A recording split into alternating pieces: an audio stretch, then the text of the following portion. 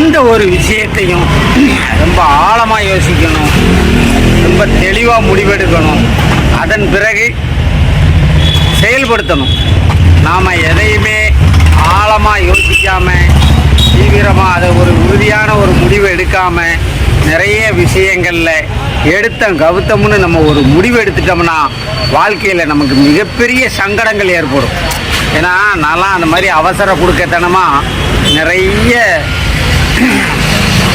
காரியங்கள் இல்லாமல் முடிவெடுத்து வாழ்க்கையில் ரொம்ப அவஸ்தைப்பட்டிருக்கேன்.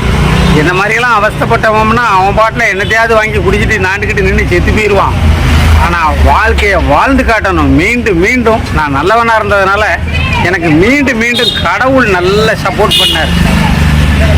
மனிதர்கள் ஒருத்தர் கூட எனக்கு சப்போர்ட் பண்ணலை. நல்ல கவனமாக அந்த வீடியோ பார்க்குறவங்க கேட்டுக்கிடுங்க.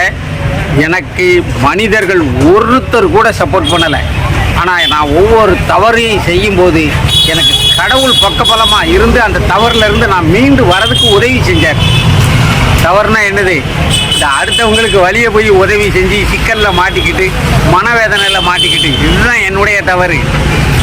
அப்புறம் அந்தால போய் என்ன செய்வேன், நான் இப்படி செஞ்சேனே, என்னை ஏமாற்றிட்டாங்களே, நன்றி இல்லையே, விசுவாசம் இல்லையே அப்படின்னு சொல்லிட்டு அந்த நமக்கு அவ்வளவு அந்த நேரத்தில் அந்த மாதிரியெல்லாம் ஒரு அடிப்பட்டால் தானே வலிக்கும். அடிப்படலை, அதனால் வலி இல்லை.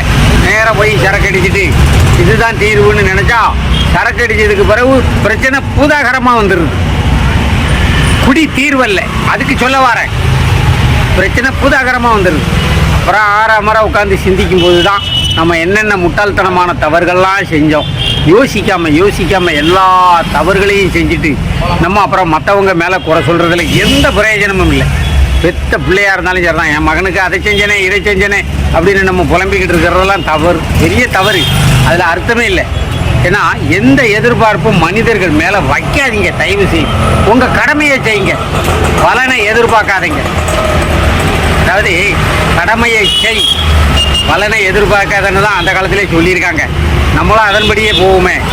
எத்தனை பொண்டாட்டியாக இருந்தாலும் சரி தான், அவளுக்கு நம்ம கணவனாக இருந்து நல்ல கடமையை செய்யணும். அவள் திருப்பி நமக்கு பதிலுக்கு செய்வான்னு எதிர்பார்க்கக்கூடாது. செஞ்சாலும் சரி செய்யாட்டாலும் சரி ஆண்டவன் இருக்கான்.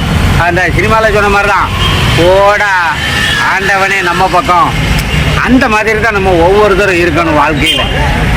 நான் அதனால தான் ஒரு தன்னம்பிக்கை பதிவாக தான் நான் எப்போவுமே போட்டுக்கிட்டு இருக்கேன். இளைஞர்களுக்கு நான் ஒன்று சொல்லுவேன் கேளுங்க. எவ்வளவு தான் வீட்டுக்குள்ளே பிரச்சனை வந்தாலும் சரி, மது ஒரு தீர்வு இல்லை. தயவு செய்து அதை நாடாதீங்க, அதை விரும்பாதீங்க, குடிக்காதீங்க. குடித்தாலும் கொஞ்சம் அளவோடு குடிங்க. குடிக்காதீங்கன்னு சொன்னால் இவன் யாராம்மா. அளவுக்கு மீறினால் அமிர்தமும் நஞ்சு. நான் பாருங்க, அளவோட போகிறவன் பூரா காரியமாக இருப்பான், அளவுக்கு மீறுதவன் போகிறான். எல்லோரும் சொல்லுவான் நான் அளவோட தான் போவேன்பான் ஆரம்பத்தில். அப்புறம் போக போக தானே வேணா ஏறும். ஒரு துளி விஷம் ஒரு துளியாக இருந்தாலும் அது பாதிப்பு தான். இளைஞர்களை நன்றாக வேலை செய்து வாழ்க்கையில் முன்னேற வேண்டும்.